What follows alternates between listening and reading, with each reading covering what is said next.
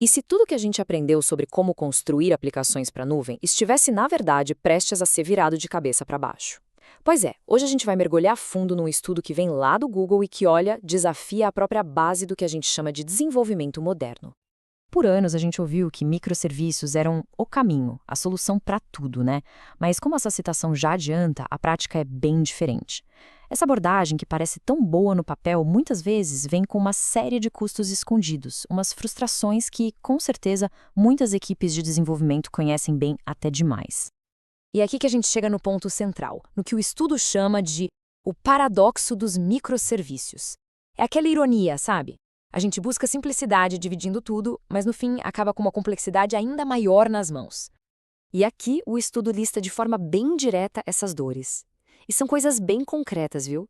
A gente está falando de desempenho que se arrasta por causa da rede, há APIs que ficam congeladas no tempo pelo medo de quebrar alguma coisa, e a pura dor de cabeça que é ter que gerenciar dezenas de implantações diferentes ao mesmo tempo.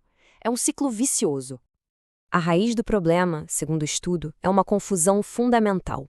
A gente mistura o projeto lógico, ou seja, como o código é escrito, com o projeto físico, que é como ele vai rodar. É como decidir aonde vai cada tomada de uma casa antes mesmo de ter a planta baixa, sabe? A gente acaba travando decisões importantes cedo demais. Tá, mas então, qual é a solução? A proposta aqui é radicalmente simples, na verdade. A ideia é, vamos desacoplar o projeto da construção. Ou seja, separar o design lógico da aplicação de como ela é de fato implantada fisicamente. E essa abordagem se apoia em 3 pilares. Primeiro, escrever o código como se fosse uma coisa só, um monólito, só que modular por dentro. Segundo, deixar um sistema inteligente, que eles chamam de runtime, decidir a melhor forma de rodar tudo isso. E terceiro, implantar tudo de uma vez só, de forma atômica, para acabar com aquela bagunça de versões. Agora, vamos conhecer a peça-chave que faz tudo isso funcionar, o runtime. A melhor forma de pensar nele é como um copiloto super inteligente e automatizado que cuida de todo o trabalho pesado da implantação. Então, em vez da gente pensar em microserviços que são como tijolos separados, a gente passa a pensar em componentes. Imagina que são como peças de Lego que se encaixam perfeitamente. São blocos de lógica de negócio, não programas inteiros e independentes. E essa imagem aqui ilustra a ideia de forma brilhante. De um lado, quem desenvolve foca só no projeto, na lógica, como os componentes A, B e C conversam. Do outro lado, o runtime, que é o especialista na construção, analisa tudo e decide a melhor forma de executar. Ok, A e B conversam muito, vou colocar eles juntos na mesma máquina. C precisa de escala, então vou criar réplicas dele. E essa abordagem também resolve aquele pesadelo que é o versionamento. Com as implantações atômicas, é como se cada requisição entrasse numa bolha daquela versão específica da aplicação. Assim, o código antigo e o novo nunca se misturam, eliminando uma fonte gigantesca de bugs em produção. Bom, tudo isso parece muito bom na teoria, né? Mas, e na prática? Funciona mesmo?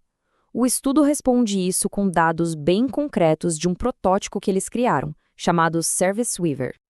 O que eles fizeram foi pegar uma aplicação real, bem comum, com 11 microserviços, e a reconstruíram usando esse novo modelo.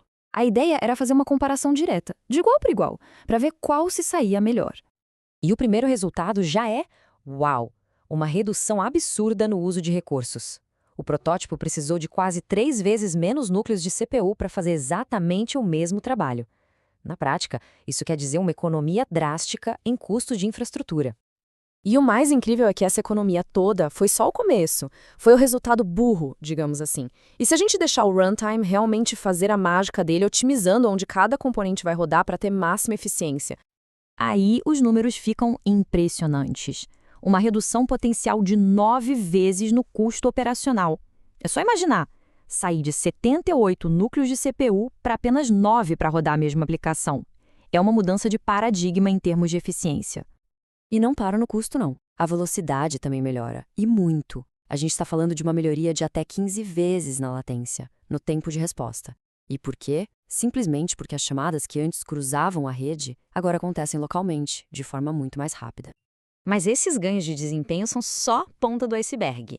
Esse novo modelo abre as portas para um futuro de automação e de inovação que, sinceramente, parecia quase impossível de alcançar com microserviços. Pensa no runtime como um maestro de uma orquestra. Como ele tem a visão do todo, da aplicação inteira, ele pode tomar decisões muito mais inteligentes. Ele pode orquestrar o roteamento, simplificar testes que antes eram um pesadelo, coisas que são dificílimas de coordenar no mundo descentralizado de microserviços. Então, a conclusão dos autores é bem direta.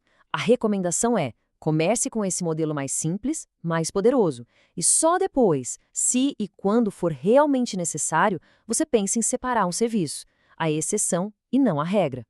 Isso tudo deixa a gente com uma pergunta bem provocadora no ar. Será que o futuro do desenvolvimento para a nuvem não é ficar quebrando tudo em pedacinhos cada vez menores, mas sim construir plataformas, runtimes cada vez mais inteligentes, que tirem essa complexidade toda das nossas costas?